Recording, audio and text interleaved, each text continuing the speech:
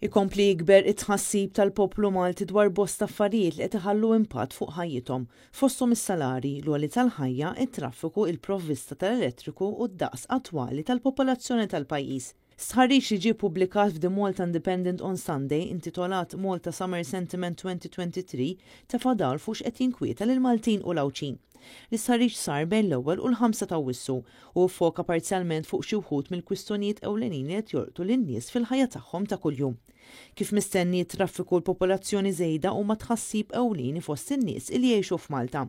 86% ta' dawk li wieġbu fl-istħarriġ taw klassifikazzjoni ħażina lis sitwazzjoni tat traffiku f'pajjiżna, filwaqt li ferm viċin 83% mhumiex sodisfatti bi kwistjonijiet ta' popolazzjoni żejda.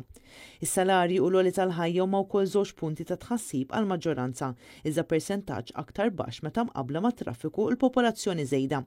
Kemm is-salarji kif ukoll l-għoli tal-ħajja ta' Malta jingħataw klassifikazzjoni fqira mill-maġġoranza f'dan il-kampjun.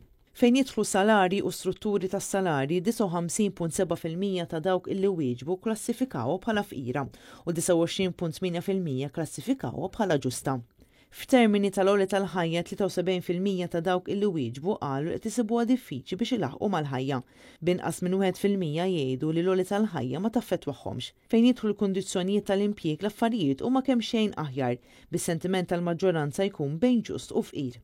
38.9% ta' dawk illi wieġbu klassifikaw il-kundizzjonijiet tal-impjieg bħala ġust, filwaqt li 38.4% klassifikawhom bħala fqir. 20.9% qalu li huma tajbin u 1.8% qalu li huma eċċellenti. Total ta' 83% esprimew tħassib kbir dwar il-popolazzjoni ta' pajjiżna, fejn kienu biss 0.1% illi qalu li mhumiex imħassba bil-popolazzjoni li qed tiżdied f'Malta. Matul l-aħħar 10 snin il-popolazzjoni ta' Malta żdiedet minn ftit iktar minn 425,300 persuna għal iktar minn 542,000 u jidher li sas-sena 2040 il-popolazzjoni ta' pajjiżna taf tisplodi għal 800,000 persuna. Dan l-istħarriġ sar meta pajjiżna kien għaddej minn jiem sħaħ ta' qtuħ sostanzjali tad-dawn madwar il-pajjiż kollu għal diversi sigħat. Dan is-sentiment negattiv kien rifless fir-riżultat tal-istħarriġ bil-maġġoranza ta' dawk illi wieġbu li ammontaw għal kważi 67% taw klassifikazzjoni fqira lil provvista tal-elettriku f'pajjiżna.